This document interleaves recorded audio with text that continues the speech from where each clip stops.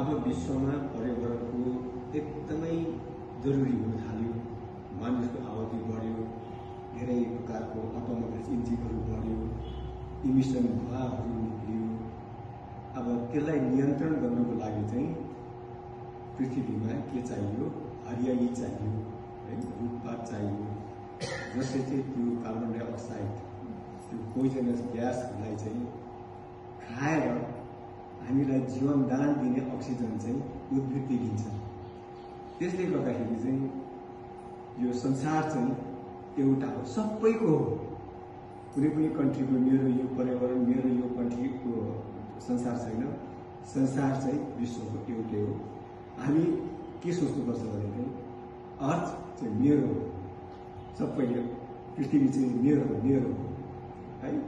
त्यो विषयमा चर्चा परिचर्चा भएर 1972 मा इस्टाब्लिस भयो युनाइटेड नेसन जनरल एसेम्ब्लीमा। अनि त्यसको बादमा त्यसको रूपरेखाहरू बन्यो, त्यसको एउटा कानुनहरू के बन्यो।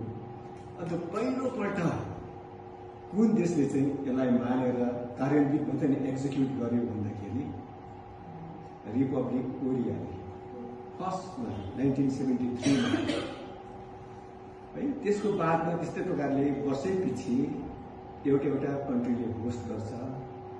यो आजको 2025 को इन्भाइरोमेन्ट डेको होस्ट कन्ट्री पनि त्यही रिपब्लिक कोरियाले नै गर्दैछ, है, 2025 को।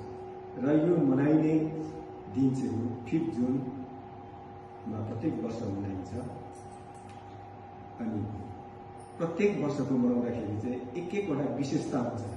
के विशेषतामा चाहिँ यो इन्भाइरोमेन्ट डे मनाउने भन्दा चाहिँ आजको 5 जुन 2025 को चाहिँ के छ भनेदेखि चाहिँ थीम अथवा विशेषता चाहिँ के हो भनेदेखि चाहिँ बीट द प्लास्टिक पोल्युसन। प्लास्टिकलाई नियन्त्रण गर्नु, प्लास्टिकको जति पनि दुर्गन्ध पोल्युसनबाट कम्ती गराउनु, बीट द प्लास्टिक पोल्युसन। र आज के छ भनेदेखि प्लास्टिक एउटा पर्यावरणको थ्रेट हो, इन्भाइरोमेन्ट थ्रेट भइरहेको छ, है। यति बिना प्लास्टिकको समस्या के अरे सामानहरू युज हुन्छ, त्यो प्लास्टिक चाहिँ पुग्दैन। यो चाहिँ बायोडिग्रेडेबल होइन, यो पुग्दैन। यसलाई पुग्नुको लागि कम्ती भने चाहिँ 500 वर्षदेखि बेसी लाग्छ।